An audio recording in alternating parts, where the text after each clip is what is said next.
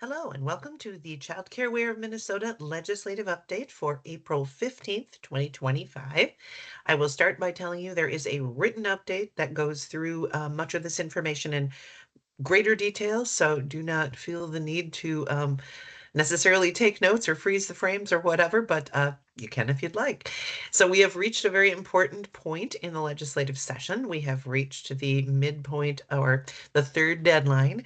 So as I am recording this, the legislature is actually off on Easter Passover break, and we have a good sense of what has landed in all of the omnibus bills, at least that have been completed, and how those line up against one another in some cases. So this time I am going to make use of our friend PowerPoint and walk you through some of that. But again, as I say, you definitely will find the information on our website along with our bill tracker.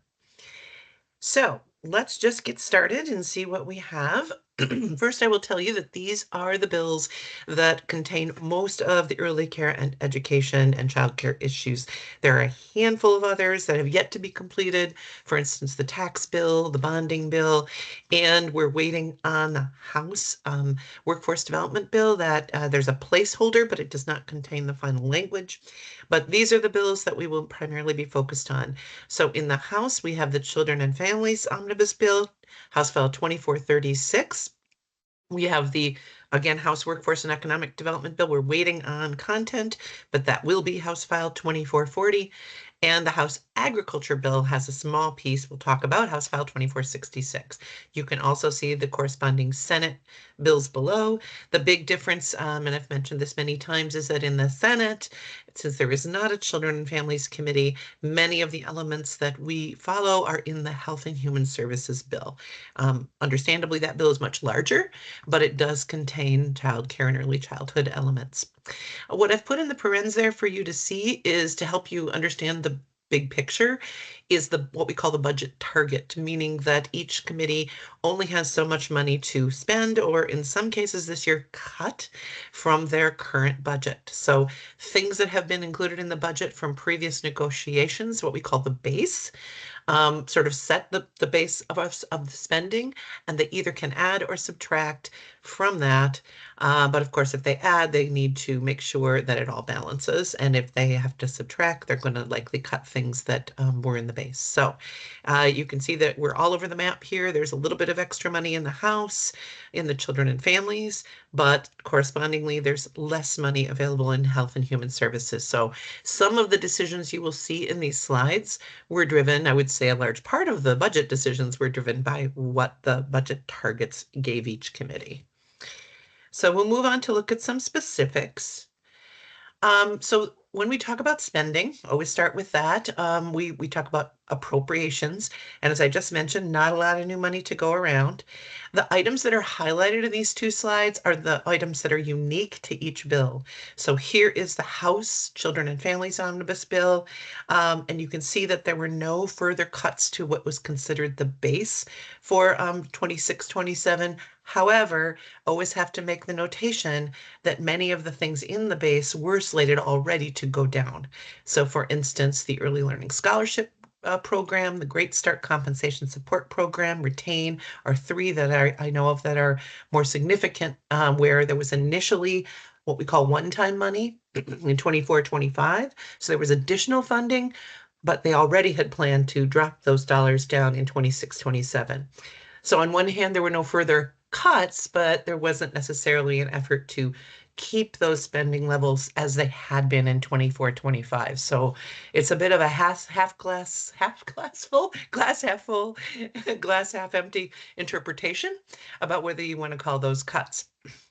But nonetheless, here are the items that did make it into the bill with new spending. So we will talk in a moment about a major component of the House bill this year, which was all around the use of security cameras in childcare.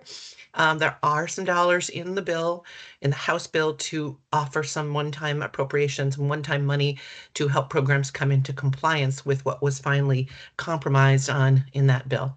The middle two, you will see also in the Senate. These are, and we'll talk through the elements, Child Care Assistance Program compliance. There's money related to that, and also money related to the development of an electronic statewide attendance tracking system. It's a long one to say. And then finally, in the House, at least, there was an attempt to backfill a little bit of that one-time money for early learning scholarships. So another $6 million, again, on top of the preset base amount. In the Senate, some similarities again, no further cuts to the base other than those that were scheduled. Those first two elements are the same, but we have some different pieces that made it into the Senate bill. So again, when it comes time to make these all agree in conference, these will be the negotiation points. In the Senate, there's both language and some funding to do an out of school time youth programming assessment. There's some money to continue what we commonly know as the facility grants, but the Child Care Improvement Grant Program is the title.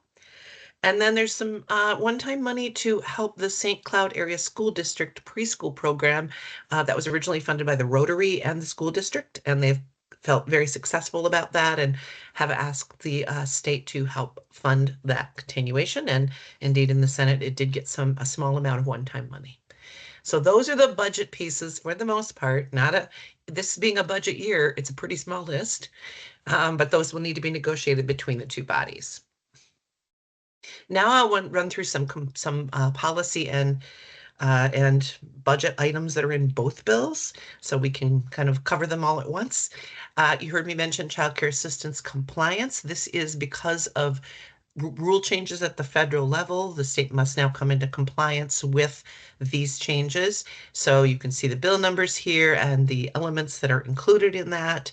What I will say is that unfortunately, some of the bigger items that would be required for compliance, most notably the idea of paying our programs based on enrollment instead of attendance by child care assistance families, did not make it into the bill. Neither did what was called predetermination, or basically pre-authorization, paying ahead of time. So we only have part of the requirements covered now. Most likely that will then depend on doing a waiver with the federal government. And of course, there are questions about whether some of those rules might get rolled back anyway.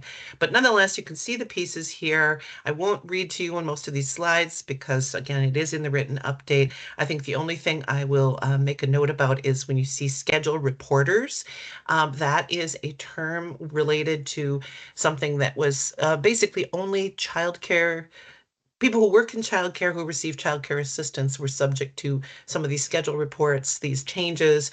Others were not, and that was an equity issue. So that has been eliminated for federal compliance and will now be covered the same as anybody on childcare assistance. Moving on, we have the budget bill from the department. These are the elements that were accepted into both the House and the Senate bill. Fairly small, minor policy changes, but important to both keep in compliance or alignment with what is current practice or to lend clarity. Probably the only one to call out here would be that last one. The House is only, or at least in the budget, the House is the only one currently calling for what's called a special revenue fund. So what this would allow, special revenue funds are ways in which when there is underspending by a body, so in this case, it would be the Department of Children, Youth, and Families doesn't spend all of its Great Start money. It's a way to roll it forward through a special revenue fund, as opposed to potentially have to give it back at the end of the biennium. That was included in the House. At least I don't see it in the language in the Senate, and it was not on the spreadsheet in the Senate. This actually gives me a moment to pause and say to you that this is all based on initial reading of where things left off last Thursday, Friday. That would be April 10th, 11th, and some of the dust has yet to settle. So if I have misspoken or find additional data, we will include those in the next update. But generally, in this moment, this appears to be what is in both bills. Then there's the Office of Inspector General's own bill. And again, these were brought forward by the department and these were accepted and put into both bills. Most of these, again, some of them are driven by changes needed just because of compliance. Some of them are clarifications.